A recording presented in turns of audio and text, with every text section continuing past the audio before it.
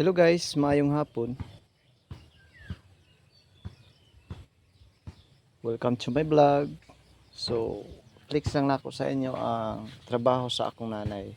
So actually guys, sa pagtanom na ani, pag mugna ani ba, pag develop ani, is siyempre ako nagpurma ani.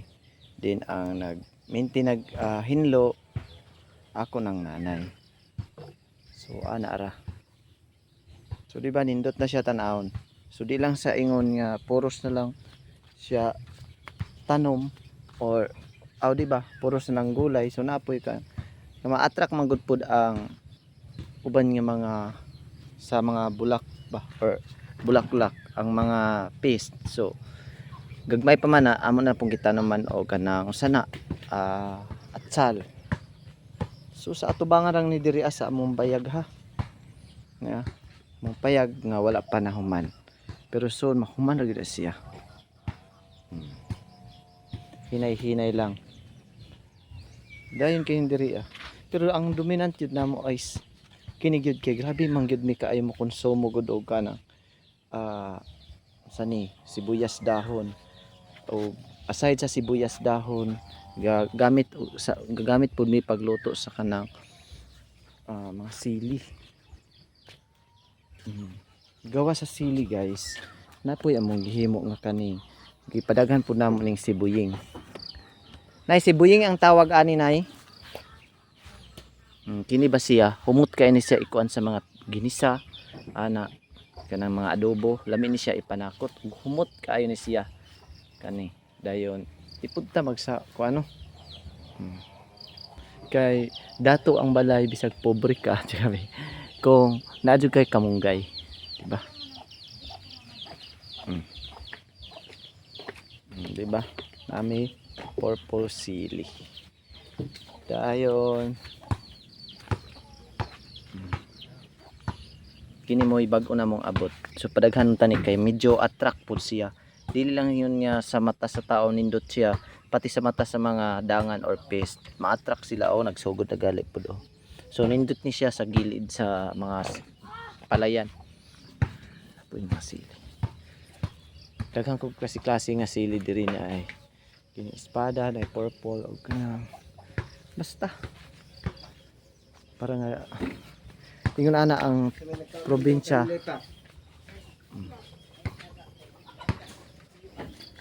Dayon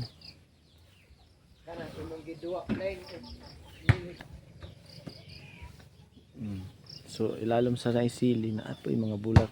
Ba't unsa ni nga bulak wala ko kahibalo, pero na mga bulak kagitanim ni nanay diri.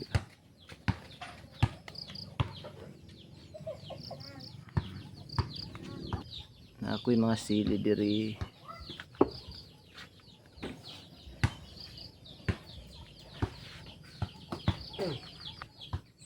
Diri basta lang ni makabira nang wala na mo nahuman. Ang purpose ani cover lang sa diri sa wa nahuman nga balay no. Ana para pagtan-aw mo labay nga tao makabiran sa aning mga tanom. Mo anita diri sa gawas. Nakapalabi mig tanom karot kay naaman mi kanang bomba nga bagong nahimo. So tungod kay ang bomba or ang source sa among tubig ang kining bomba nga bagong pero wala pa nahuman na wala pa ni tin-aw. So pabor mi diri sa tubangan. So mao to dito. Pabor diri sa duol hatubangan ang mga tanom. Kinin diri mga pinaka basic ra gud ba nga kanang magamit kada adlaw. So, kada adlaw gid mi kalawoy, gulay ana tungod kay siyempre kung dako po ni siya katabang sa ato ang kada adlaw taga kaon og gulay para madungag-dungagan po jutay atong kinabuhi pa. So ana ra tungod, pero ang akong pinaka main diri ang area is wala pa akong matag harvest no sa palay. So mao na ang ako ang area 3.4 hectares sa rice.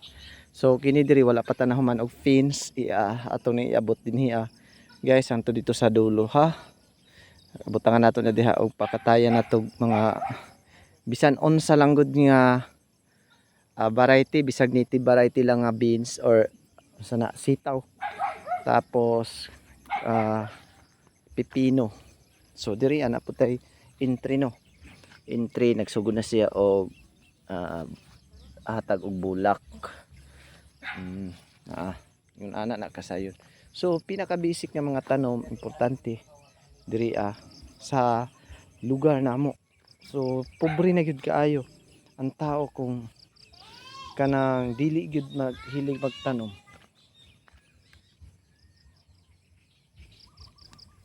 Pinaka basic din daghan tag angay i-transfer kay daghan siya nanurok. Baga man ni kaay siya tanawa. Daghan siya ingon ana. Sayon ra kay ni kuan. Mga liso sa lugbati. I-transfer ana dito ana din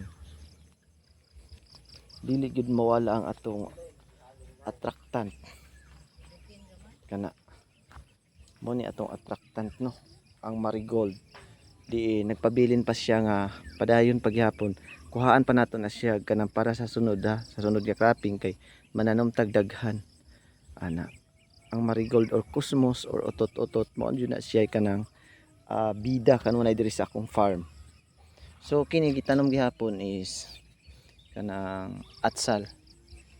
Pag mamunga na siya, syempre pura na gyud pod og naay mamaligya pero ang una gyud namo nga priority diri among pagkonsumo para di na mi maggasto kung among magasto diri ang pagpalit na lang og mantika or edible oil para kung magisa may prituhon ana. So kini atong gihimo karon mao ni siya 1 meter by ambot pila ang bay niya. Pero murag 1 meter by 15 meters siguro ni ang iyahang area. So tamna nato ni upat ka linya nga sibuyas, pwede diri pitchay. Diri nga banda mga kuan lang mga 2 meters lang ang pitchay mga diri So okay na daghan na kayo mga 100 hills na ng pitchaya na. So mo ni first layer pa lang ni guys. Unang layer pa lang ni sa rice hull nga atong gibutang. So sunod nga layer ani katong mga humus or mga decompose na nga substrate. So sunod ani din animal manure. Depende kung unsay available sa inyong lugar. So pwede na siya i-mix nato. Dayon human og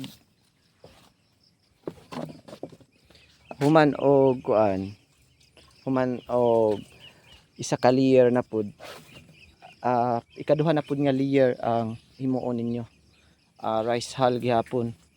So dungaganan pa ni siya isa ka layer sa rice hull.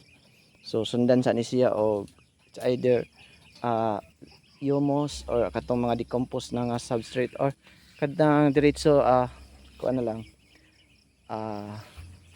natural soil na lang guys, yung garden soil talaga. Pero dito sa amin marami naman. Tapos pwede lagyan nyo ng carbon tawag dyan yung mga ano na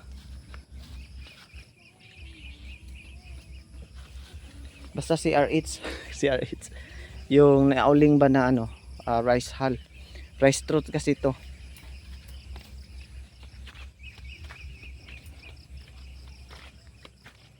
Dayon kini diri sa kilid amo ning gitamnan og atsal ana ra simple ra kaayo ana dayon kung magtanom ka ingani na diretso among pagtanom kay medyo na late siya pero okay na ningon ani nga pagkatanom kay medyo dili siya dali mapatay sa sobra kainit labi na karon grabe nga taas kayo ang heat index sa panahon karon.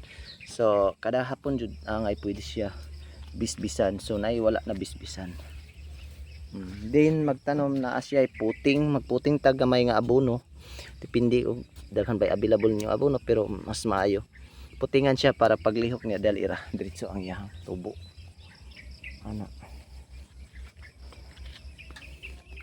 Siyempre katuning diri ang side kadtong puro makita ninyo mayana pag entry pero kay atong gihurot wala kitanggal sa nato ang mayana. So sa atubangan makita nato ang okra, alugbati, din naa diha siya ay kamunggay. So ana ra. So ipakita nako diri adiretson lang nino atong atuon.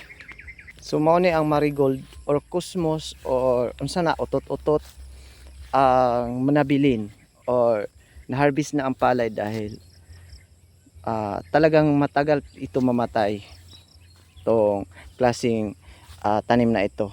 Simple lang ito at native plants lang to dito mga ka-farm, pero malaking tulong to sa amin or sa akin bilang isang rice farmer dahil itong marigold or itong utot-utot na to ay grabe malaking tulong to sa mga rice farmer dahil ito ay ginawa namin attractant.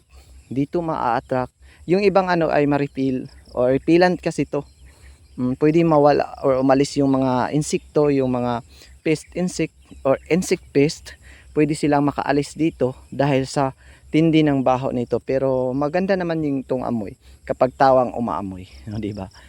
So marami pwede i-harvest to mga ka-farm upang ma-preserve natin yung kaniyang dami. So ito tingnan nyo, kaniyang seeds dahil nadodormant din to. Kapag sa susunod ay pwede natin to seedling kasabay sa pag-broadcast sa seeds ng palay. Parang sa susunod na cropping ay meron kasabay na marigold. At saka instead na kasi ang purpose ko nito mga ka-farm, ang marigold kasi ay malaking tulong ito. Kapag tayo ay mag-ferment or gumawa tayo ng concoction sa yan, sa organic way yan na pamamaraan, ito ay malaking tulong sa pag isa ito sa ingredient sa kapag gumawa tayo sa pangkontra sa mga BPH or green leaf hopper.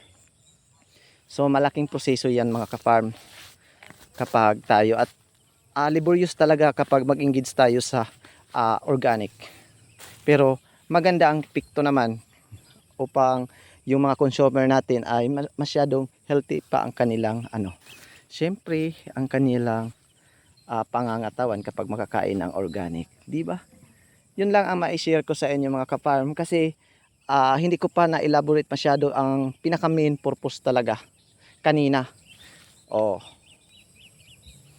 Basta isipin nyo na lang, instead na ang pest dumapo doon sa ating main crop, ang main crop natin ito ang rice, hindi sila makadapo dyan sa tuwing lalo na ngayon ay malaki yung buwan at siyempre kapag sa gabi ay tingnan nyo ay medyo na in Bisaya or ilog ng kahayag kangit-ngit, so ito ay attract pa din. Di ba? Hindi ako talaga magsawang mag-explain sa inyo nito kung bakit talaga ako ay nagtanim nito or nagtanim ani nga tanom.